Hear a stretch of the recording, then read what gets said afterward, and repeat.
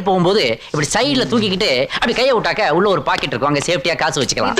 அப்புறம் நாம பஞ்சாயத்துக்கு போகும்போது உட்காரணும் இல்லையா, ஒரு சின்ன மூமெண்ட் தான், அப்படி பண்ணா போதும், வேட்டி அழுக்காகாம அப்படி உட்கார்ந்து தீர்ப்பு சொல்லிக்கிட்டே இருக்கலாம். அந்த லேடி போலீஸ் நம்ம தமிழ் கல்ச்சர்ல அட்ராக்ட் ஆகி விவேக் கூடவே வீட்டுக்கு வந்துருவாங்க. அப்போ அவங்களுக்கு உடம்பு சரியில்லாம போக தலைவன் அவங்களுக்கு ட்ரீட்மெண்ட் கொடுத்து தூங்க வைக்க நம்ம சின்ன தம்பியாவே மாறி இருப்பாரு. அதுலயும் அவர் பாடுற அந்த லாஸ்ட் 2 லைன் தான் அல்டிமேட்.